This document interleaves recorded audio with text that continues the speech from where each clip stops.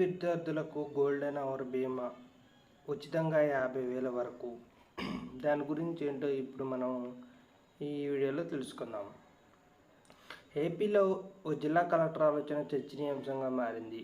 ఆయన రాష్ట్రంలో తొలిసారి సంక్షేమ వసతి గృహాల్లో విద్యార్థులకు బీమా పథకం తీసుకొచ్చేందుకు సిద్ధమయ్యారు. కేవలం 200కే 50,000 వరకు బీమాను అందించే కసరత్తు చేస్తున్నారు. 200 కూడా విద్యార్థులపై భారం కాకూడదని మరో సరికొత్త ఆలోచన అయితే చేశారు.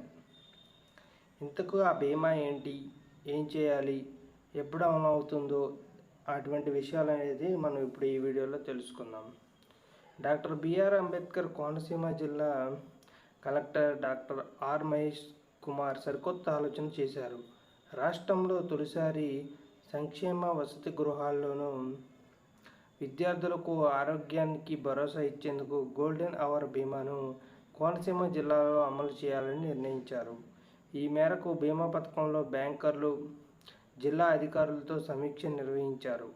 విద్యార్థులకు చిన్న అనారోగ్యాలు, దెబ్బలు తగిలినప్పుడు ఆలస్యం చేస్తే అవి చాలా దీర్ఘకాలిక సమస్యలుగా ఏర్పడతాయని కలెక్టర్ మహేష్ కుమార్ తెలిపారు. విద్యార్థులకు గోల్డెన్ అవర్లో నాణ్యమైన వైద్యం అందించేలా లక్ష్యంతో ఆ బీమా పథకాన్ని అమలు చేయాలని భావించామని, ఈ నిర్ణయంతో డ్రాపౌట్స్ తగ్గే అవకాశం ఉందని ఆయన చెప్పారు. ఈ నెల 15 తర్వాత బీమాను అమలు చేయాలని నిర్ణయించినట్లు చెప్పారు.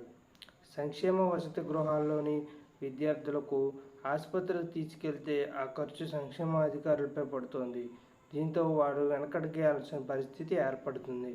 అందుకే కలెక్టర్ ఇలా కాకూడదని వినూత్నంగా ఆలోచించారు. బీమా అంశాన్ని తెరపైకి తీసుకొచ్చి ముంబైలోని ఐసిఐసిఐ ప్రధాన కార్యాలయం అధికారులతో చర్చించారు. తన ఆలోచనలను వివరించారు. ఈ మేర ఏడాది 200 ప్రీమియంతో 50 ఉద్యోగులకు శుభవార్త అనేది ఇచ్చారు. ఆ మొత్తం డబ్బు చెల్లిస్తారు అని ఆదేశాలు వచ్చాయి. ఏపీలో ఆర్టీసీ ఉద్యోగులకు సంబంధించిన కీలక నిర్ణయం తీసుకున్నారు. ఈ పరిమితి లేని గ్రాట్యుటీ చెల్లించే ఆదేశాలు వచ్చాయి. ఇటీవల ఉద్యోగ సంఘాల నేతలు ఆర్టీసీ ఎండీని రిక్వెస్ట్ చేయగా ఆయన ఫైల్ సిద్ధం చేసి పంపించమని చెప్పారు. ఈ మేరకు ఆర్థిక శాఖ క్లియరెన్స్ ఇవ్వడంతో ఖజానా శాఖ సంచాలకులు ఆదేశాలు జారీ చేశారు.